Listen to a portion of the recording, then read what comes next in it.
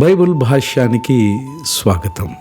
చీకటి వెలుగులు సహజమైనటువంటి సృష్టి ధర్మాలు. చుట్టూ చీకటి మనల్ని కమ్మివేసినప్పుడు నీడ కూడా తోడు ఉండడానికి వెరుస్తూ ఉంది. అంధకారములో ఒంటరితనం భయపెడుతూ ఉంది. చీకటి తొలగిపోయి వెలుగు యొక్క కాంతి రేఖలు నీ చెంతకు చేరినప్పుడు మనసు ఉత్సాహభరితమవుతుంది.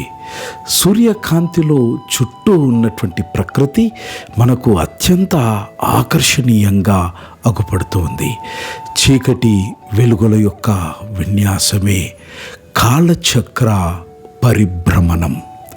అందుకే పవిత్ర గ్రంథమైన బైబిల్లో దేవుడు సెలవిచ్చినటువంటి మాట, యెహోవా నీకు నిత్యమైనటువంటి వెలుగుగా ఉండునని యెషయా భక్తుడు వెలుగులో ఉన్న విశిష్టతను గురించి మనకు ప్రబోధం చేస్తూ ఉన్నాడు. ఇశ్రాయేలీయుల దేవుడే రక్షకుడని, విమోచకుడని ప్రవక్త అయిన యెషయా మనకు తెలియజేస్తూ ఈ మాటను సెలవిచ్చినాడు.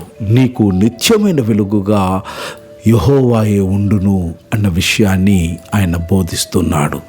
దేవుడే వెలుగుగా ఉన్నటువంటి కొందరిని మనం పరిశుద్ధ గ్రంథమైన బైబిల్లో చూస్తాం. ఇశ్రాయేలీయులకు దేవుడు వెలుగుగా ఉండెను. నిర్గమకాండము 13వ అధ్యాయం. అనగా వెలుగుగా ఉండెను అన్నటువంటి మాటకు భావము నడిపించువానిగా దేవుడు ఉండెను. రెండవది, దావీదునకు దేవుడు వెలుగుగా ఉండెను. సంకీర్తన 27.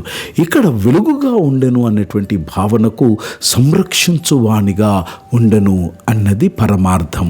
మూడవది, అన్యజనులకు దేవుడు వెలుగుగా ఉండెను. మత్తయి శుభవార్త 4వ అధ్యాయంలో చూస్తాం. అనగా జీవమిచ్చువానిగా ఉండెను అని దీని యొక్క భావగర్భితమైనటువంటి మాట.